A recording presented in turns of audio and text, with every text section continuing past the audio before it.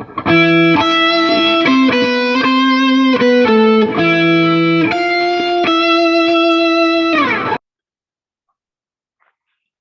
spooky. Hey, everybody. Welcome to episode 13 of Realm Horrors Behind the Horror. Holy cow, we're on the 13th episode at this point. I can't believe they're still letting us do it. We are here with the writer, director, and producer, Anica Summers, and stars of her film Obsidian, Mr. Hick Sheremy. Hey, this is going to be a good interview. And the other star, Mr. Henry Frost, who plays Jack. Thank you guys so much for being here.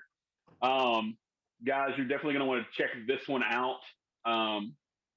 There's a very creepy ass monster that makes its appearance in the final act. One that you will definitely want to check out. So, without further ado, thank you all so much for being here. We'll start with introductions, and we're going to go at the top left of your screen. Mr. Hick Sheremy, tell us who you are, who you play, and how you got involved, sir. My name is Hick Sheremy, and I'm from the southern bayous of Louisiana, and I played Mick, who was actually, based off of a really good friend of Erica's named Nick.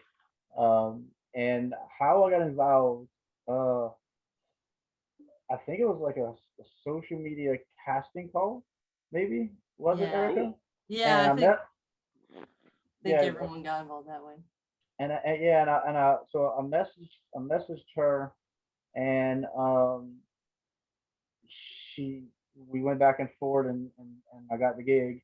And then it was at a table read when she actually told me the story of this and how it came about and how the story came about. And after she shared her passion with me and the true life experiences that she had that led her up to the point of it, I was all in. So that's pretty much how I got on board. After that, it became a passion project for me as well. Fantastic. Henry Frost, you played Jack LeBlanc, kind of the star of the show, who kind of had a lot of stuff going on the inside, not just on the outside, as far as an appearance that was trying to heal. How'd you get involved with Miss Erica? I think I was pooping, actually. Yeah. Okay. I was. That's usually how people get involved with me, honestly. That's like sitting on the John. You're scrolling through Facebook. You're like, casting call. 100%. Yeah. Well, he doesn't know it. I was pooping too when he messaged me back. So I was like, oh wow, what a coincidence. Yeah, I was scrolling on a Facebook casting page and submitting myself to stuff, and Erica got back with me, and I think we emailed for a little bit, and I think we confirmed it like at that very moment, like through an email thread or a message board or whatever. And I was specifically attracted to it just because I've done everything but horror, and I've been wanting to dig into an indie horror feature, and it fell into my lap, and yeah, I ran with it. It was great. And like Hick said, meeting Erica is when it really just like made it 100%. It's like, okay, she's passionate, I'm passionate, and for me, that's all it takes. The person running the show, if they're passionate, then I'm on board.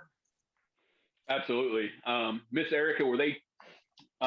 You can tell us a little bit how Obsidian came to be, and how the thought process behind that. First and foremost, before she deep dives into Obsidian and unpacks this monster movie, we can thank Samara Entertainment, Shari over at Midnight Releasing, for getting us all involved. Thank you, Miss Shari. Appreciate it. Thank you for sending the screener today so I can look at it. It's amazing. I always watch them right before we do these things, so it's always great. So Yeah. that's why I have my notes here. So I love it. Miss Erica, you're Yes. sitting around pooping, and you're like, monster movie's gonna be next. Yeah. No, How you came up with Obsidian? It's always just gonna be a monster movie. Like that. It's just whether I'm pooping or not. It's just always gonna be a monster movie. That's just a given. No, so I've made a few horror movies. I made a few other types of movies. I actually got my start filming porn. So that's how I paid off my first couple of cameras. Gotta pay those bills. Yep, exactly. And then my first feature was a horror movie. Then everyone convinced me to do a comedy. I did a comedy, and it was funny, but it was not really what I wanted to do. So I tried a drama, and that was such a downer, but it was fun. And I was just like, I just want to get back to horror. And everybody, it's so weird because so many people, I live in like a Bible Belt area of Florida. And everybody was like, why are you making horror movies? You have so much talent. You could be making real movies. And I was like, that's what I'm passionate about. I love horror. So my mom said the exact same thing when she found like a notebook of like stories I had written. Yeah. And she's like, son, why can't you write about something nice like a dog or something? I'm like, nobody wants to read that shit. Exactly. Yeah, so my parents were both really big on horror. Like I was watching horror at an inappropriate age. Like I don't think I ever started watching horror. I think I was an infant in the theater, and my mom's got a story about how I wouldn't stop crying during like Rosemary's Baby or something. So she went out to the lobby and stuck a pickle in my mouth, and I started sucking on the pickle, and she went back in. I was just holding the pickle in my mouth. Like I was just, for the rest of the horror movie, just sucking on a pickle and being quiet. And she's like, we always just brought you to them. And she ran a video store, so I always saw them. Holy cow. You said your mom ran a video store? Yeah, she ran a video. So she ran 3 different ones. Did she? Do we have the same mom? So the same mom who didn't like what I was writing. Yeah. We might be brother and sister. So the same mom so the same mom who didn't like me writing crazy shit right in 8th grade also was the one who worked at the video store and rented the VCR on the weekend way back in the day. Oh yeah. And we watched Halloween 2 when I was like 6. Yeah. And that's kind of where it all started. Yep. So mine was I remember those days. Mine was now the well-rounded individual you see before you. There you go. That's what makes us so cool. I feel like horror lovers. I've got 3 churches I pastor now. We're doing group counseling, and no, I'm kidding. Oh, I was gonna say, I don't know you long enough to know if you're joking. I was like, wow. No. Okay. No. So I went back to my roots with horror. I really just wanted to get back into them, and so I made like a psychological horror, and then I was like, you know what, I really want to make monster movies. So my prior movie, Mr. White, which is on Amazon Prime, that was a monster movie that I created, and everybody just really loved it, and I loved making it. So I was like, I want to make a bigger and better monster movie, but I don't really have the idea yet. So I was visiting my friend Nick Wilder back in the Bible Belt in Florida, and he's if you love Jesus, folks. Yeah, oh yeah. And he and I both fit in there like a sore thumb, man. We were not made for that type of place. Like we both are total freaking potty mouths and just don't give a fuck about the world. So we built our friendship around that, and it was just hard watching him go through so much difficulty to do even the most like menial tasks. So as I was coming back to Louisiana to go home, I just kept thinking, I was like, I wish there was a pill that could make him walk again, and I would give anything. I would sell my home, I would do anything to make him walk again. And I was like, but my luck is terrible. And I was like, even if there were a pill developed like for me to give to him, it would have horrific consequences. I'm sure it would go overboard and start like mutating him or something. And as I'm driving, I was like, There's a story there. Cool idea. And yeah, I had an 11-hour drive, so by the time I got home, I like pushed my now ex-husband out of the way, and I was like, move, I gotta type some stuff down before I forget it. So nice. That's how the idea came about. And then many years later, when I went to cast for it, there's a long story of how we got from that point to the casting, but once we finally got to the casting portion, I put out a bunch of beacons on social media to be like, hey, we're looking to hire, we paid for crap, but it's going to be a great time, and I'll do anything that I can to make it worth your while. And so, people sent in headshots and resumes. A lot of people were wanting to like beef up their reels and stuff like that. And I was like, these are the people that we need each other, for this sort of thing. So I actually cast in the past, I've always done auditions, but with this one, I was like, you know what? I know exactly what I'm looking for, and I'll know when I see it. So when everyone started sending their headshots in, I would ask them if they had a reel, or a lot of times like these two they just sent me their reel. And I was like watching those, and I was like, yeah, this is the person that could play the hell out of this role. And so they were all very shocked. I know it feels like very unprofessional to just be like, oh, thanks for your headshot and your reel, you're hired. The table read is on Tuesday, and it's like people are so used to like fighting each other for like doing auditions and self-tapes and stuff like that.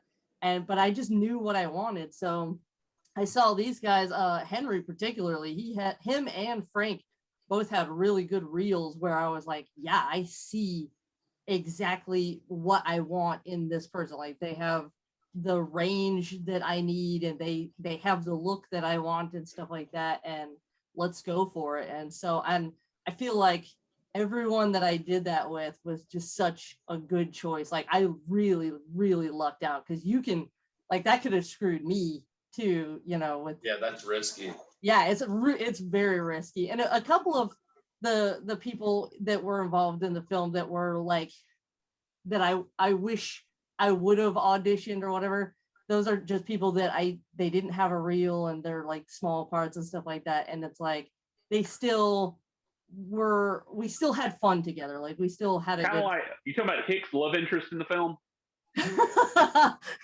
No, I actually sought her out.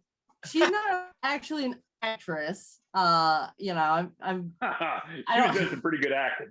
Yeah, she's an actress. I actually sought her out.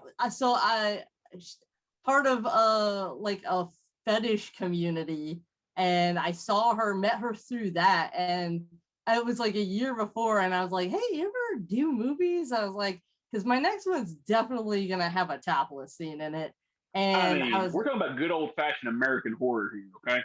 Right, that's what I'm saying. Well, and one of the things that we can get into the story later, but the reason it took so long is because I hired a producer, and one of the things that the producer and I like fought over for years was like, I had certain things that I was like, you will not cut this out of the movie, or we don't have a partnership.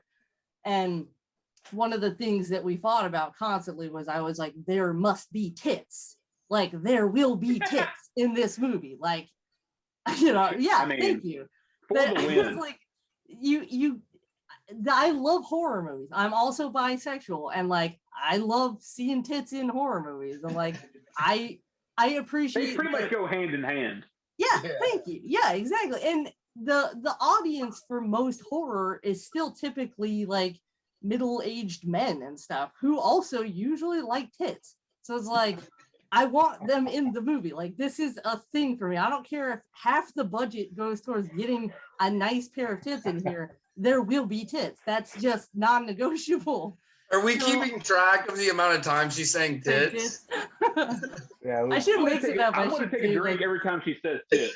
Yeah, you got to interview, man. You're gonna pass out. We're gonna have a really good talk here in a minute. You're gonna be hammered.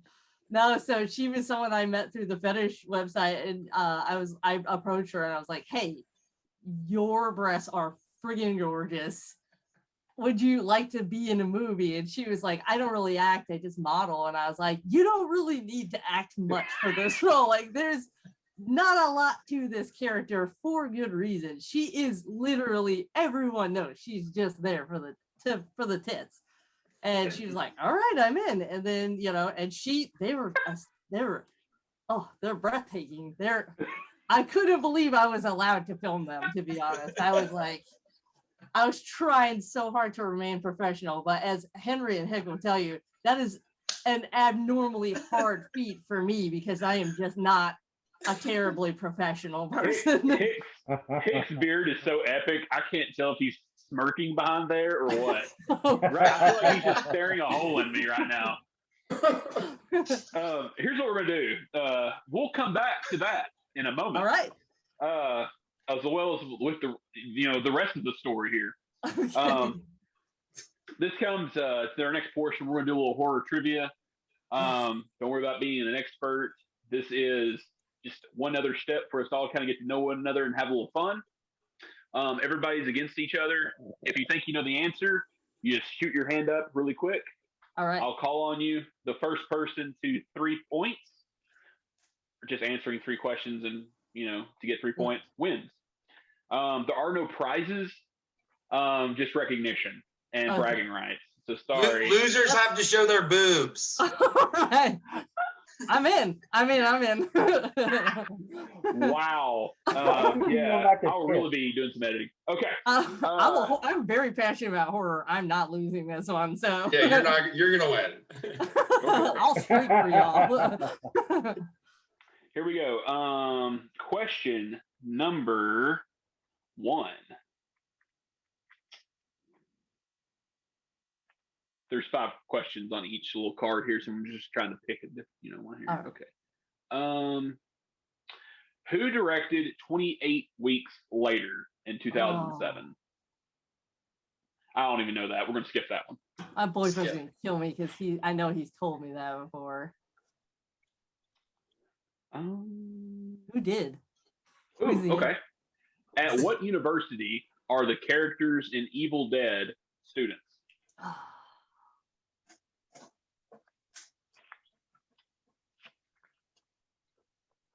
I don't know that one. We're gonna skip that one too. My kids are in trouble now. This is hard. They're gonna be behind doors. Let's see. Okay. You know what? This is usually what happens. We end up doing a couple questions, and they're like, "Man, those suck. Those suck." And usually I just end up coming with them off the top of my head. Yeah, thanks, Trivial Pursuit. You need to come up with a better horror game. I know. So, suck it, Trivial. Here's what I'm gonna do. Off the top of my head, questions. Gonna fire them off. Okay, you ready? All right. All right, here we go. Who is the actress who played Nancy in the original Nightmare on Elm Street? Heather Langenkamp. Oh, sorry. You got that hand up. Okay, good. There's 1 point. Right, 1 point to Erica. All right. Beep, beep. What is Heather Langenkamp? There you go. All right. Next quick fire question. What early 90s show based in Canada was put on Nickelodeon and centered around young folks telling scary stories around a campfire? Henry had the hand up. Goosebumps? No. Oh, I don't know. Who was up first, Erica or Nick or Rick? I was creeping up after Henry. We're gonna give Hick the confident. He had the confident hand. Go ahead. All right. Are you afraid of the dark? You got it. Okay, Yeah. 1-1. Nice. Thank you, Erica. Henry was there.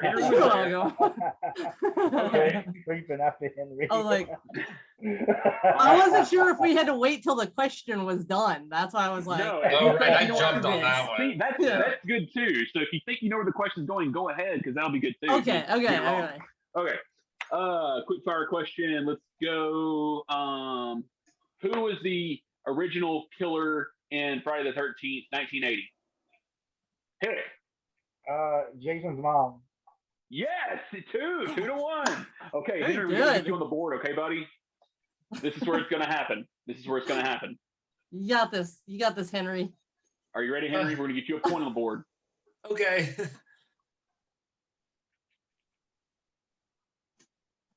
Who is the killer in the 1978 film Halloween? Oh my gosh. I'm freezing, y'all. I'm so nervous. Who is the killer He's got the in the 1978 film Halloween? Hick had his hand up. Yeah. Hick, do you have 2 points already? Yeah, he Go does. ahead, Hick. Yeah. I just want to show my tits. I just want to show you. Erica, give us an answer so we can have a compelling game here. Michael Myers, man. It was Yeah. just Halloween. Okay. We're 2-2. Okay, Henry, we're going to give you one more shot to get on the board. If not, Yeah. I think Erica and Hick are going to beat you, okay? He's taking his shirt off right now and just in preparation. All right, he's getting ready. Okay. All right. Quick fire question. Okay. You should be able to get this, brother. All right. The film Carrie, starring Sissy Spacek and Piper Laurie, is based on a novel written by who? I don't know. Oh my God. Henry. I'm sorry. Hick. All right, we're gonna do a rock. Yes, Stephen King. Yeah. Let's talk about this He's like, damn movie now. says it into his beard so it doesn't look like he's talking. Right. Guys, Okay. I'm a burnout. Trivia is not my thing. I thought I was gonna burn out. I was like, I'm never gonna know that. So I don't normally do this portion, but just real quick, Henry, what's your favorite scary movie? What's your favorite scary movie? Devil's Rejects, probably. Ooh, good choice. Okay. That's one that I rewatch just like once a month. Such a good one. Damn. Okay. What Yeah. about you, Hick? What's your favorite?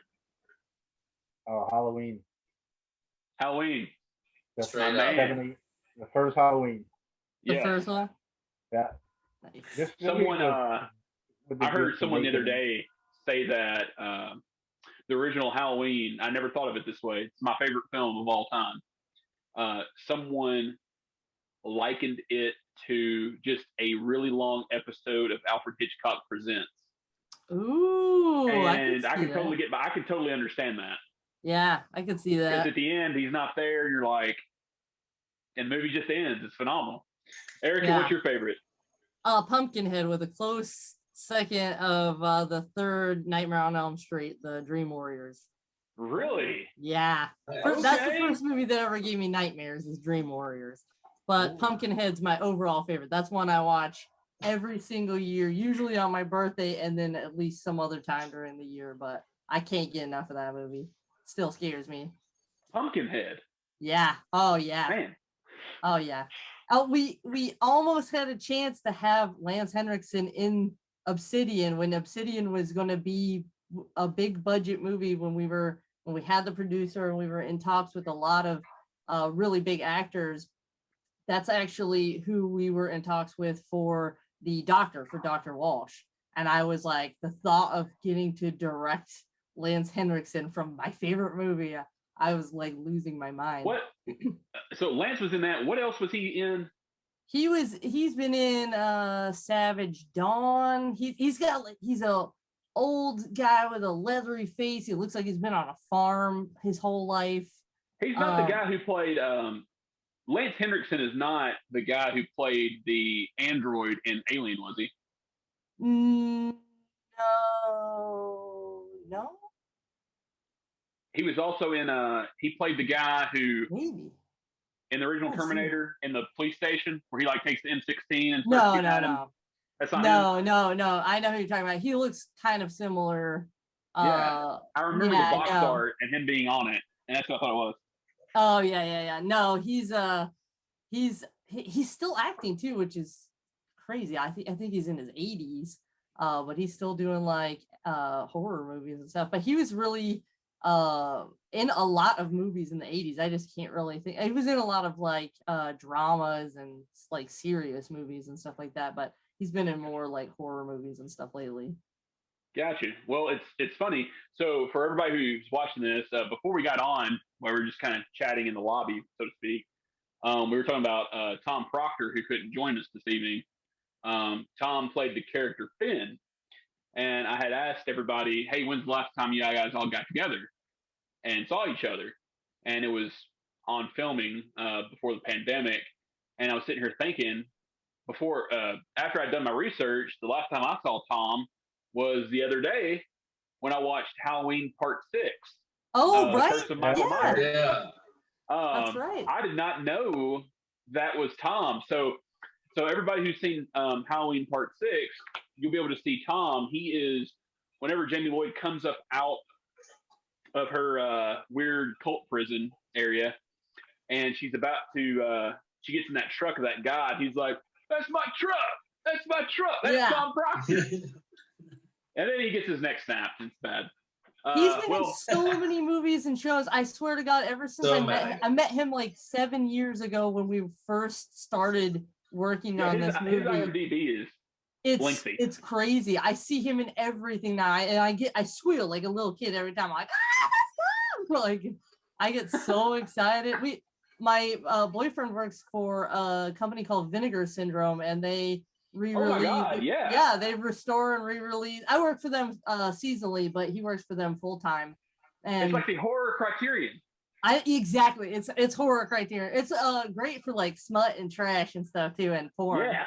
So it's like all my favorite things. We have the whole collection too, which is amazing. So man. So it kind of looks like this. It looks like just the Vinegar Syndrome looks like that. The rest of our room is easily triple. I just built him a DVD wall for our anniversary this year, just because we needed more storage and it's already full. So yeah, I've got this shelf here is the bottom one. I have one more to do. Yeah. But horror. So you've got Criterion. Yeah. Horror, and then some VHS right here, and then everything else. I love it. Oh my God. Yeah. Yeah. I love Criterion too. So speaking of physical media, when can we expect Obsidian, or is that in the works, seeing a physical copy of Obsidian? It is actually. So we did a limited release of director's cut editions, Blu-rays and DVDs when the movie first came out, before we had distribution. And then once we signed on with the distributors, it's in our contract that we have to stop distributing the physical media because it hurts the like online streaming sales and stuff. Yeah. But we actually just talked to them the other day, and since they're not doing a physical release, they allowed us the rights to do a physical release again. So since I still have all the director's cut copies, Blu-ray and DVD. So as soon as I'm off the film that I'm working on right now in New York, those will go back up live on the website, so you can still purchase the director's cut version of the DVD, and it's got special features and interviews with these two and myself and one of our special effects ladies, and Olivia as well, the actress in the film. And so so it's got a lot of really cool stuff that if you buy it streaming, it doesn't have that. And then we also still have a limited number of signed little mini posters. So it's like a little miniature version of the poster, and it's signed by myself, the executive producer, and the effects woman. And there's only like 140 of those total before they go out, and they're all numbered. So you'll get one of those until they run out too, if you purchase the copy. So if budget permits, possibly could you do a VHS run? Yeah, I probably could actually. That'd be sick. That would be sick. Yeah. Because there is I would like that. Listen, I've talked to I've been deep diving into a lot of collectors forums here recently. Right. And there's there's getting to be a market for boutique like VHS distributors or something, kind of like that. Right. So basically, I went to this one website and it was like horror movies I'd never heard of, but they had gotten in touch with them and they were like new VHS release. Right. Exactly. And it was so funny. It's becoming so much more popular. There was whenever John Carpenter did his Lost Themes vinyl release, they released a 4-pack cassette collection of his records. And I was like, man, tape's coming back. I went into my local record store here the other day, and they had like the new Billie Eilish on cassette. Yeah. Mm-hmm. Yeah. So we're one of those VHS collectors. is coming back. Yeah, we're one of those collectors too. Like we've been getting, like we got Midsommar and stuff like that on VHS. We got Color Out of Space on cassette, like the audio book version of it on cassette, or the soundtrack on cassette. And nice. Yeah, so we're some of those people who like collect that stuff. But Vinegar Syndrome is also in like a partnership with the Archive, which is a physical media store in Bridgeport, Connecticut, that sells VHS, vinyl, cassettes, and all the Vinegar Syndrome titles and DVDs and stuff like that. So, well, I can talk about physical media all night. That could be a whole separate video series in and of itself. But let's talk Obsidian. Let's talk about your film real quick. Yes, let's talk. So obviously we're following Henry Frost's character Jack, who is in a accident that ends up being fatal. Someone dies. Jack is horribly burned. Jack is prompted by a doctor to take part in a test trial of a new drug called Obsidian, which is supposed to help alleviate said scars and stuff like that. But we end up finding out that the trial group ends up being together in one spot for 3 weeks for the trial to be recorded and documented. And we end up finding out that it's not so much just the physical scars that we're seeing that's a problem, but with some of the characters, it's a lot of stuff that's going on internally. And I really like that. I thought it was a good social commentary on the way things are going right now. Right. Kind of like dealing with the one character dealing kind of with the homophobia, not understanding if he was a homosexual or not, and how he was going to be able to deal with that, wrestling with those feelings inside and stuff. And as the drug is wearing on him throughout the entire film, he's fighting it. He's cutting himself, and I'm like, man, that's some real shit right there. Yeah. Like, I knew he would probably come off a little like stereotypical, like at the beginning, where it's like stereotypical homophobe.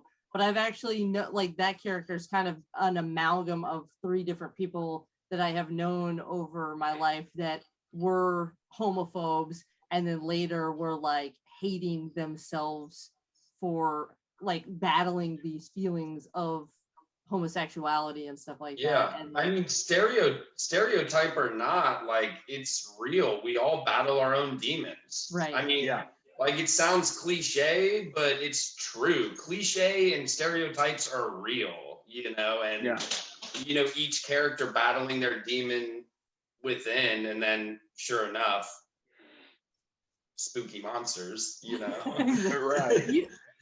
Henry actually told me an interesting story while we were on set, that he was kind of dealing with something similar, like in his own life, where he was like battling, stuff. My identity. Yeah. Yeah. And that you kind of tied that into the character and stuff like that. But it was like, and I think being in the scars was tripping you out a little bit too, right? Tripping me out. Well, I recently quit drinking. I recently became sober before filming. Thank you. And I highly considered quitting acting for good. And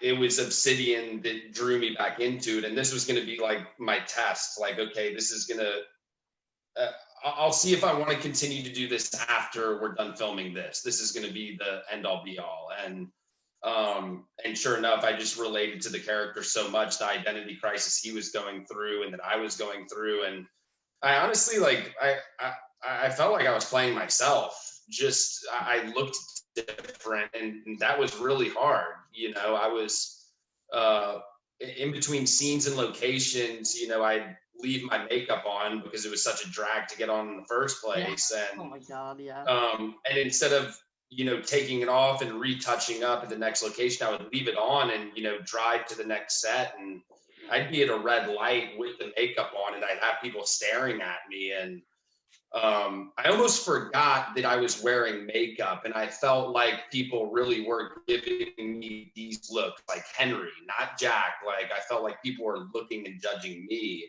because at that time in my life, I was judging myself.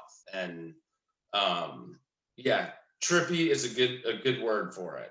I was completely tripped out during filming. Hick, your character spends the majority of his time in a wheelchair. Apart from your other you know, kind of like with your other acting gigs, how did that differ? What was it like spending the majority of your time in the chair? You know, it's funny. Henry brought that up because I'm coming up on 7 years sober from drinking. And that's something that Henry and I bonded on, and I kind of use that. You know, when I was a full blown active alcoholic, I I was, you know, crippling myself. You know, so I was able to associate that with before I had began my walk with this new life that I was, you know, that I've lived for the past 7 years. Actually, Obsidian was my first speaking role. Erica took a big Oh, that's right. I always chance on me, and it was funny because um, I was taking acting classes, and I, you know, I was kind of new to this, like, to this world, and it was like my first speaking role.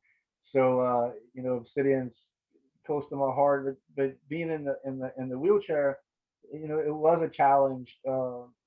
You know, once I found out about Nick and his life and the people that he had touched, and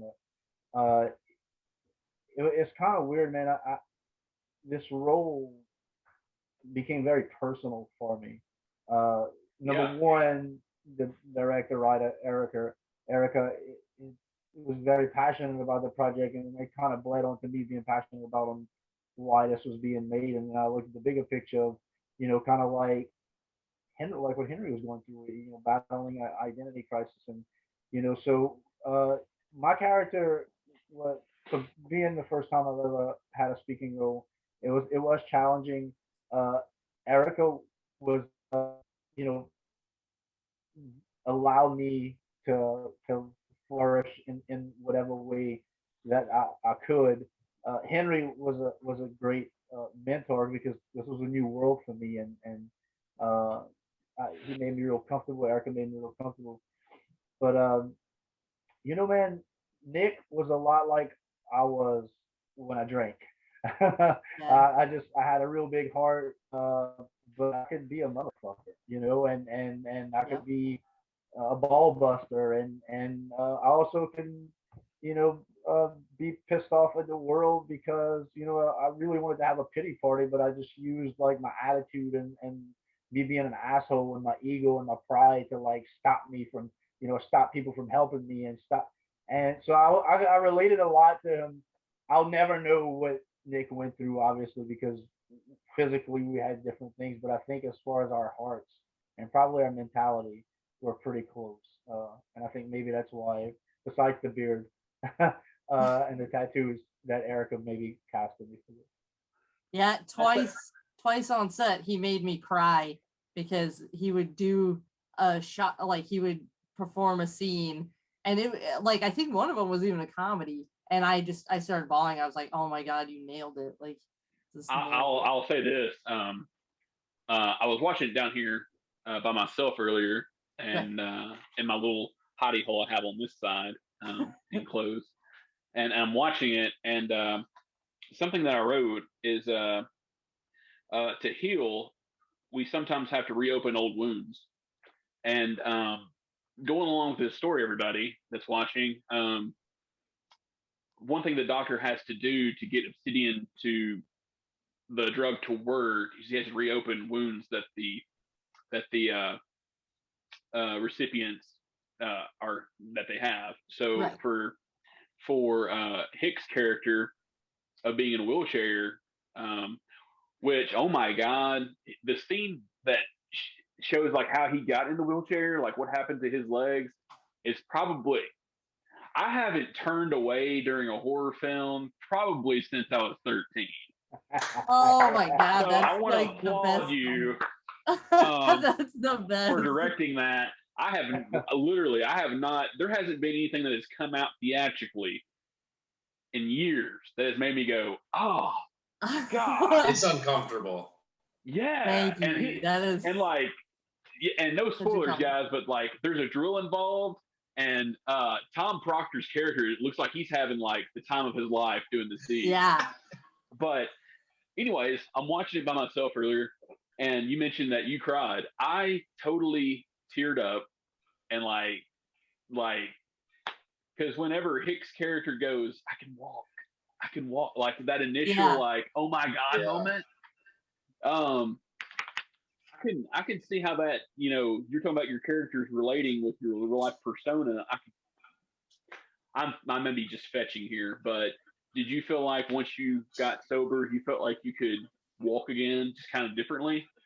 Yes, that's exactly. I mean, you hit the nail on the head, and that's exactly what I used. Was I recall, when I could walk again. My walk in life. My character. We are our walk. And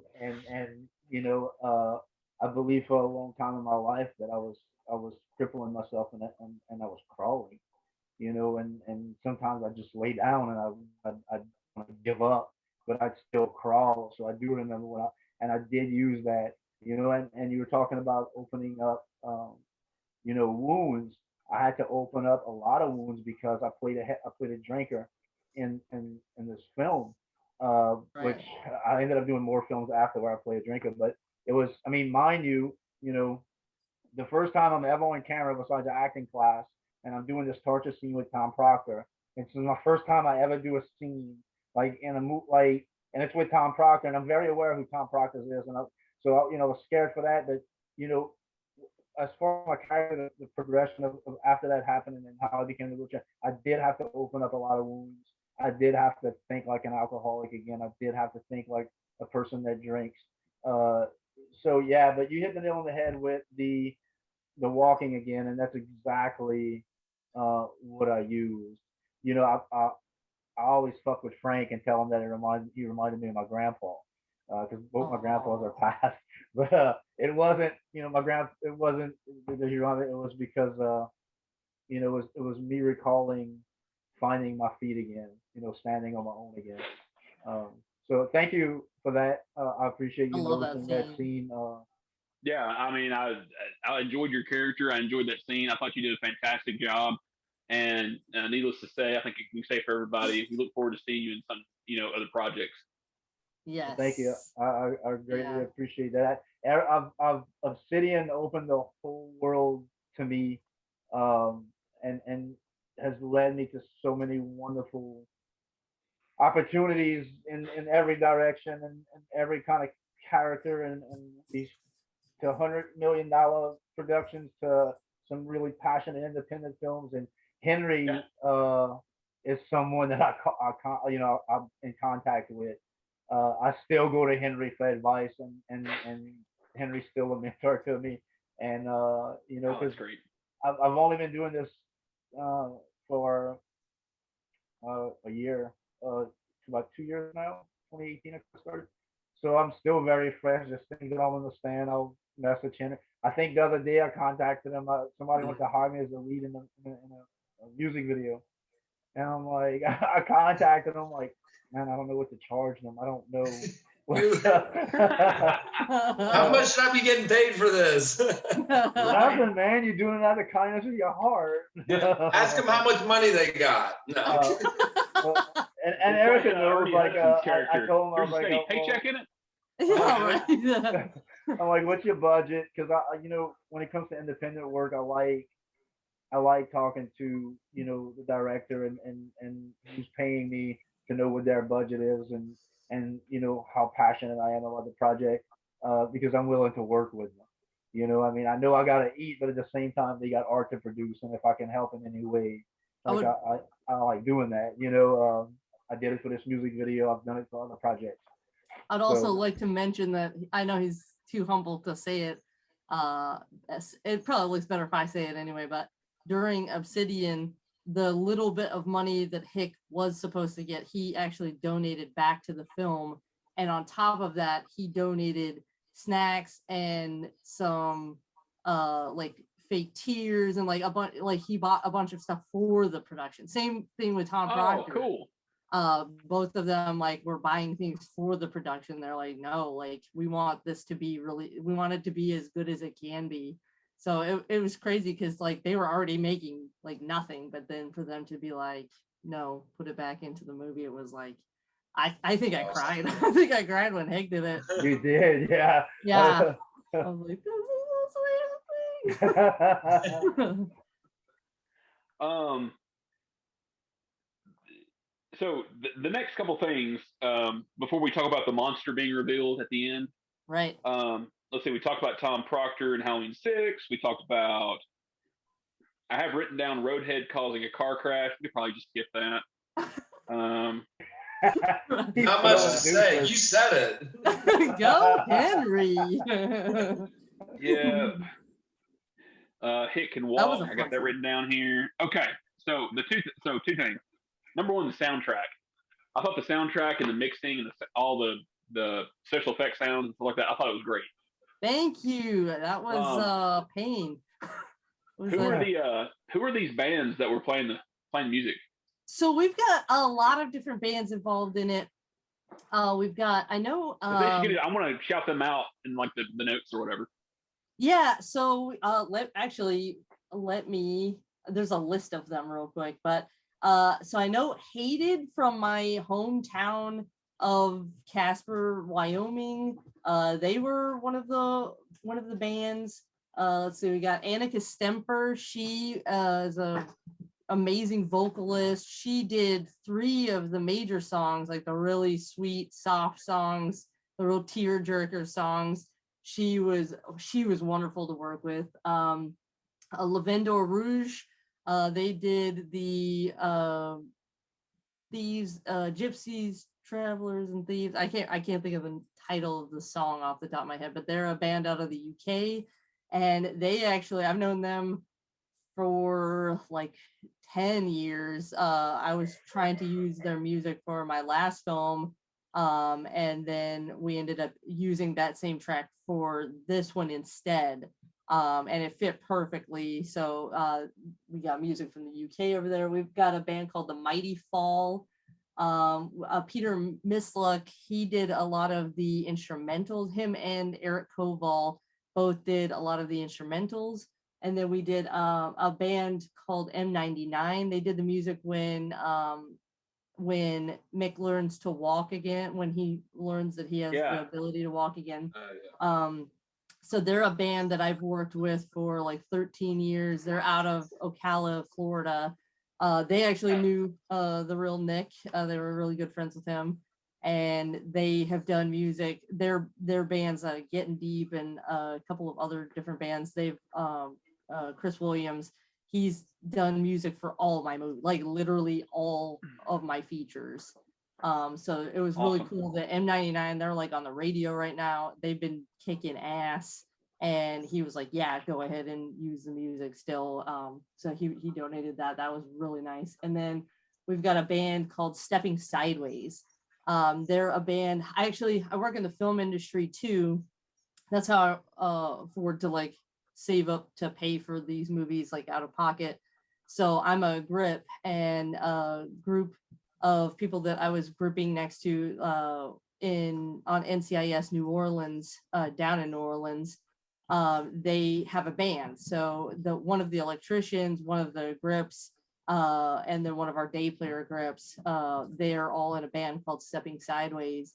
And so I heard some of their music on set one day and I was like, wow, you know, I'm working on this movie. Would you want to be featured in it and all? And they're like, oh yeah, definitely. So Nice. they just gave me my pick of any of their tracks, and they've been blowing up too. Like they've been doing their music videos are incredible too. Like they're crazy. Like they look like they were like $100,000 budget music videos. So nice. Yeah, so they're awesome. So all really, really good people involved with the music. And I did the like the sound effects and stuff like that. So nice. and actually technically a lot of us did the sound effects, like the monsters. One night we were all on set. We were filming at that shack where that you're talking about with Tom Proctor. And we're sitting outside on the front porch of the shack, and we were passing around the microphone, making monster screeches and different noises. And then I changed them. I told them all what we were using it for, and then I changed them in the audio program on the computer and looped them in. So Henry's part of the monster screech. I'm part of the monster screech. Olivia, Ashley Barton, everybody that was there that night. It was like 7 or 8 of us. I think Mary. Nice. Mary was there. Yeah. So everybody. And everybody isn't that got in cool? Isn't that cool? Because part of the monster is in everybody. Yeah, exactly. Yeah. Exactly. Hey, man. Hey, I love it. watching all this stuff paying off. Okay.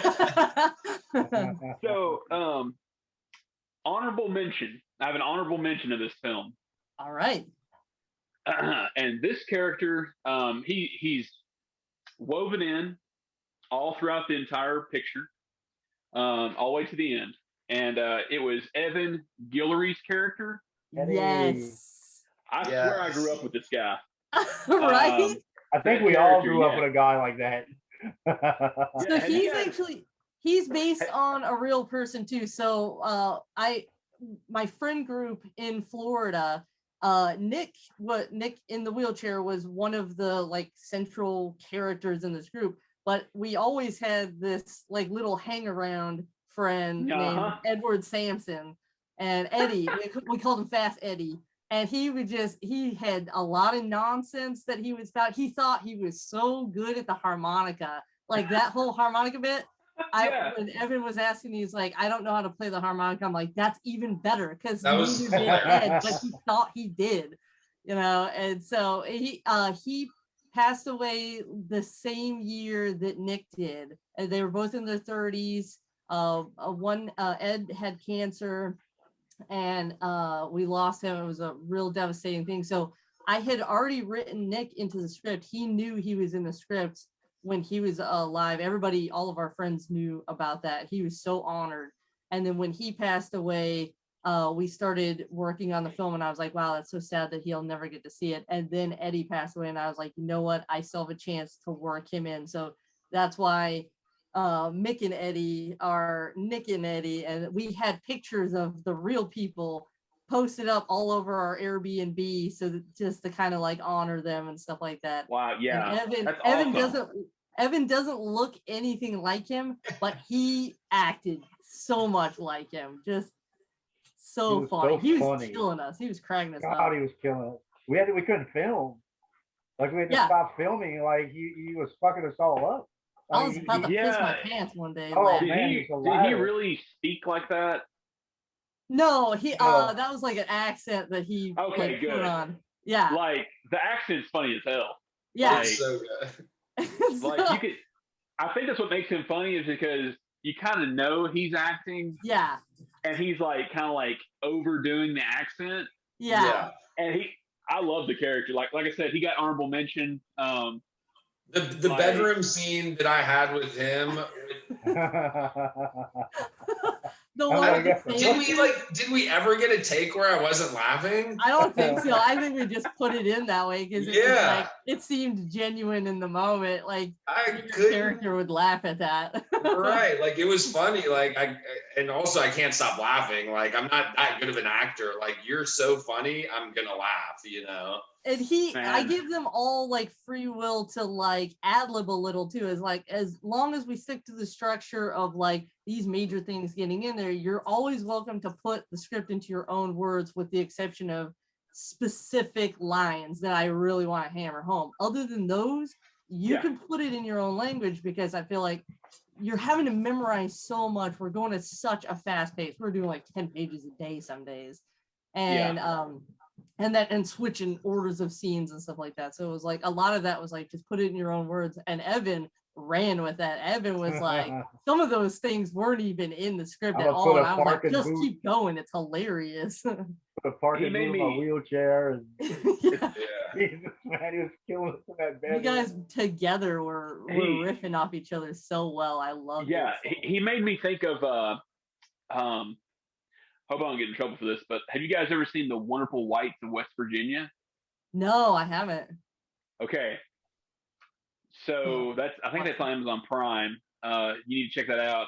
Okay. But like it's this family that is, I mean, it's like a family of Evan's characters. You know, and one of them, it's a real documentary on this family, and he's got like a pill bottle and he's shaking it, and he's like, "Man, you hear that right there? That's a Boone County mating call." Oh my god, I love it. That's and totally. And when Evan started talking, I was like, "Holy shit, this is that guy." So I had a fun time with Evan. I loved the movie. I really did. Thank you. I appreciate the work that you guys did. I mean, the sound, like going back to the soundtrack just for a sec, the reason I brought that up is some of the indie horror films that we get, or the ones that I've just watched myself personally, there's a lot of silence in the background. So there's like a lot of dialogue and like a lot of silence. Yeah. Having the soundtrack and the good effects and the good background noise that you had made your film flow in a way where I was engaged the whole time, which I'm sure was your goal. So, thank you. That makes me so happy, because it's a lot of work to do that, but I'm really glad that it was worthwhile, that helped. With what you produced, I didn't feel like watching this indie film. Yeah. I never felt that way, guys. You guys did a fantastic job. Thank you. Let's do the monster reveal. Talk about the monster, and we'll wrap up with the Tony Robbins segment I told you about. All right, that sounds great. So the monster.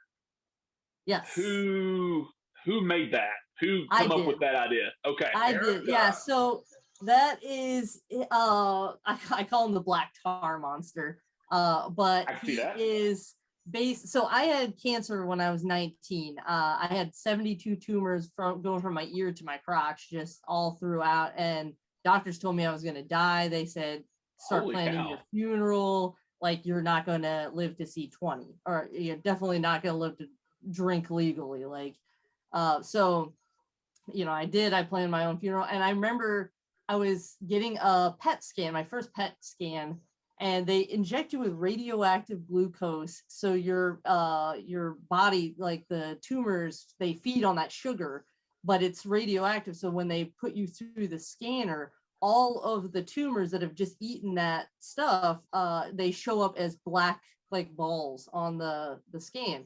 So you get this 3D movement of your body on the scan, and you can see where all the tumors are, because it's all these like black dots. So when they showed me where all the tumors were in my body, like, first of all, it made sense, like where I was having pain and stuff like that. I was like, couldn't sleep on my side. I was like, oh yeah, because there's a giant tumor in my armpit. And different spots like that. And like, I remember seeing it for the first time and being just horrified that was in my body. That's what's taking over my body, like, fast. And so I've always just had this image. I literally am thinking of it right now, but I've had this image of this body that's just being engulfed by black tumory, like, balls everywhere. Kind of like what would have happened had the tumors continued to spread, yet you lived, and it all took over. That's the concept. Is like, that's what I kind of went for, is like, if these were like a walking set of tumors. Of these were, so basically that the whole reason this whole concept came about for the, you know, you having to rescar the old scars and stuff like that for the medicine to take hold, is that's how chemo works, is it only tries to, you know, to go like that's, I mean, that's how cancer works. Cancer is like when you have an injury in your body tries to start repairing it, but then you have these T cells and stuff like that in your body that just don't know when to stop. So they keep repairing and repairing until they build tumors and stuff. And so I wanted that to kind of be the concept with this pill, is that he rescores all of these old wounds, he opens them back up and stuff like that. And then the medicine is like what would happen if it was like cancerous, you know, kind of cancerous, where all of those wounds start becoming like your body doesn't know when to stop. So your body eventually becomes this like giant tumor. And so and then we added like the air activation thing to it too, where it's like it's brewing in your body, but then it has to be let out. It has to receive some sort of air, which is why a lot of people who have cancer and then they have surgery, the cancer progresses way faster if they don't get it all out in surgery, because the air actually like oxidizes the tumors or something like that and makes it spread like wildfire. So that, which is why the monster is afraid of fire, because fire exactly. suffocates. Yeah, exactly. So we had to make it afraid of something. So yeah, so yeah, it's a smart horror movie. Cancer tumor, basically. Yeah, it's a smart horror movie, and it's this, on the surface, it's this monster movie. Let's just be real. It's a monster movie on the surface. With great tips. With it, right. Let's just but take a moment to appreciate. So you have this monster movie, and then below the surface, I would love that if everybody could check it out, would watch this interview, that would be awesome. But just for the fact of knowing the backstory with Hick and Henry and like what they were going through kind of during filming these and playing the roles of these characters, and then everything that you went through in producing and writing and directing it, it goes hand in hand.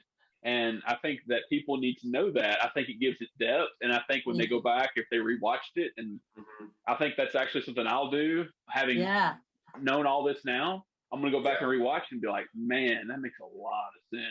Oh, thank you so much. Well, thank you guys. Here we are. We are at the end.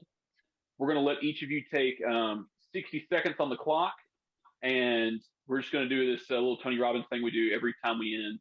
We're going to go around, and if you had a chance to mentor someone, Hick, Henry, up and coming filmmakers or upcoming actors, Erica, someone thinking about directing movies or wants to get into that, doesn't know what to do, give them a little pep talk. What would you say? Hick, we'll start with you first, sir. No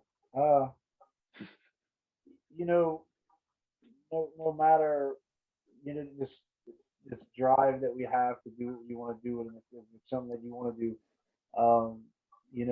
it takes work, and it takes work every day, not only on different projects we may be working on, but like in our personal lives. I like to always compare it to my sobriety. Like every day I got to work, and it's work to stay sober. Every day to become a better actor, writer, producer is us constantly doing what we do. I would have to say never listen to anyone when they tell you can't do something, because me coming into my life of sobriety, especially when I started talking about acting, I had a lot of people who told me that I couldn't do it, and I'm grateful for them every day, because they're the ones who drove me to go as further that I've gone. But just never give up in what you believe in doing, and never let anyone steer you to that. And if you fail, good, because that's the only way we learn. Yeah, absolutely. Love it. I read a quote the other day that said, "If you don't have any haters, you're not working hard enough." Exactly. You're not. People who hate are our biggest fans, they pay the most attention to us, and that's cool, man. That's on them. The haters watch from the seat while you're on the screen. Yes, they do. So also, Henry, what about haters you, just man? don't hate. Right.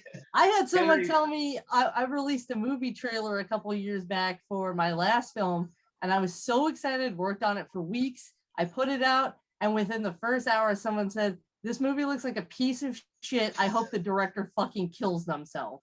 And I was like, okay, that's not what I thought was going to happen when I posted this. No, but you got a reaction. I think about it all the time. I think about it all the time. Whenever somebody gives me like harsh criticism, I think back to that and I go, well, at least they're not telling me to kill myself. It could be worse. What about Henry? Let's hear from you, man. Up and coming actor. What advice do you have for him? Never, ever, ever, ever give up. If you give up, it gives up on you. And I've given up before, and I've lost time from this industry. And if you give up, it's going to slip away from you. You have to be strong, mentally and physically. You just have to be really, really strong. You have to be a strong person. You have to be really passionate about it. You have to love it. Like, you don't just have to love movies. You have to love being on a movie set and the process of making a movie, and just get on a set. Figure out how you can get on a set, whether it's being an extra or a grip or a PA. If you hear somebody saying that they work in movies, ask them how you can get in it, and just get on a set. And if you fall in love with it, fucking run with it. Yeah. And don't look back. Like, if I could put all the cliche sayings into one fucking basket, I would say them. Like, you just got to go for it. Yeah. That's what I remind myself of whenever we do these podcast interviews and stuff. We don't have fancy graphics really beforehand. I did our I did our intro guitar riff that plays before our videos on this mic with my iPhone, and then put it into GarageBand, and then you use what you have and you let creativity take you. But if you lose the passion, then you're never going to be successful. Yeah. So, and also stay busy. Like, create new avenues for yourself. Like, if you want to be an actor, create another avenue within the film industry as well. Get a job in a department doing crew work, or start writing or start directing. Like, create multiple avenues, because if you just go for one thing, it's going to be really hard to be successful from that one thing. Because that one thing, this is the film industry, and this is the brutal truth of it, is that one thing is it can be consistent, but only for so long. Yeah. And being an artist, and I'm sure Henry can agree with this, and Eric can agree with this, we need those other avenues. We have minds that don't stop. We are constantly wanting to create. We're constantly wanting to perform. And I think to keep our own mental health is that we're not the type of people that can sit idle. It's unhealthy for us. It's very unhealthy for us.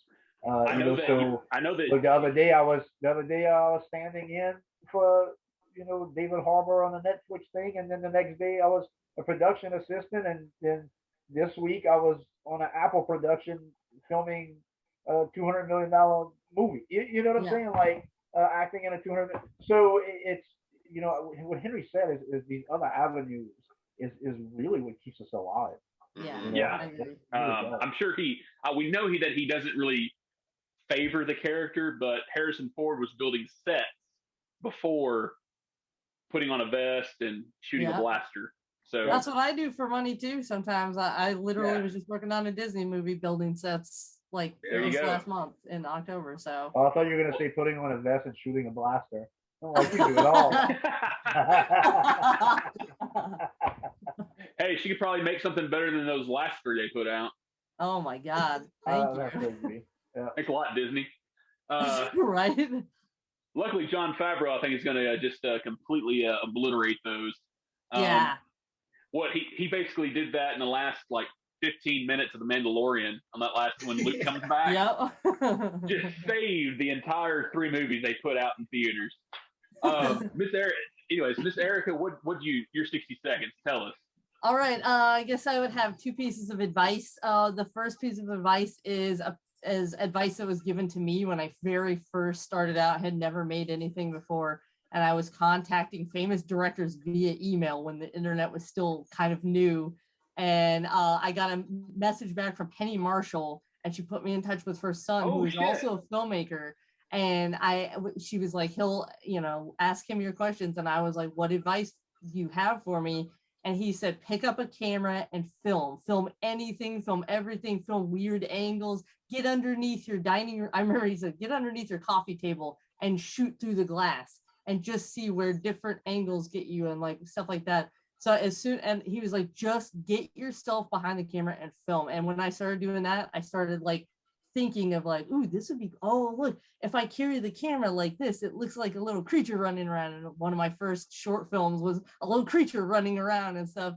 And that's a great piece of advice. So if you're thinking of making a film, grab a camera, doesn't matter what kind, get out there and film something. Just start looking at angles. I mean, Jesus, you can take your phone now and like a $50 gimbal off of Amazon and start working. Everything's at your fingertips. And that's my other piece of advice is don't get so bogged down in like the brands or like the concepts of like the big concepts and things saying like, oh, I can't make a movie because I can't afford a Red, or I can't make a movie because I can't afford to rent a Panasonic. It's like Canon DSLRs are so cheap nowadays. Your phone makes good movies. Just make something. Sean Baker, the movie Tangerine. Yeah. Shot on an exactly. iPhone 5S. Yep. Then edited later, but obviously. Right. But that's the magic of what you can do now. And that was, I think, that was back in what, 2011, 2012 when that movie came out? Yeah. Tangerine. Like when I started making films, we didn't have this guy's ever. Like I said, I was filming corn to try to pay off a 780p HD camera. Like 780 now, like most people's flip phones film better crap than that. Like, nothing films 720 these days. And like $4,000 I paid for this camera, so it was like, we didn't always have like cheap microphone. You can just go on Amazon and buy all this shit nowadays and make it look good. You had to really save for it. So nowadays, like for a filmmaker nowadays, I would say grab anything. Like you have way less excuses now because everything is available to consumers and it's all affordable or it's all rentable. Like, just make something and start small. Use that to get people's interest, to give you, to grant you money to make something cooler, and that's, Rome wasn't built in a day. You're not going to be Kubrick if you just, grab a camera and go, but you will be eventually if you keep practicing at it, There you go. Thank you all so much for doing this interview. Thank you to Samara Entertainment, Midnight Releasing, for hooking us up once again with a great cast and crew. I'll leave you with the words that Erica said. If you're an independent filmmaker or wanting to get involved and just start doing something, make something. Get on a set. Do something. Don't listen to the haters. The haters are going to be there. Use it as fuel. Thank you all so much. Erica, I'm going to shoot me an email of that soundtrack list of those artists. We definitely want to promote them as well. If you guys want to follow up with your Instagrams and any kind of social media that I can tag, we want to promote the heck out of Obsidian. It's fantastic. We want everybody to know. Thank you so much. Thank you for having us. Thank you. You folks have a great night and stay safe, okay? And I hope to speak with you again. All right. Thank you. Same to you. Thanks. This has been awesome. I love the trivia. Thanks. See ya. Bye.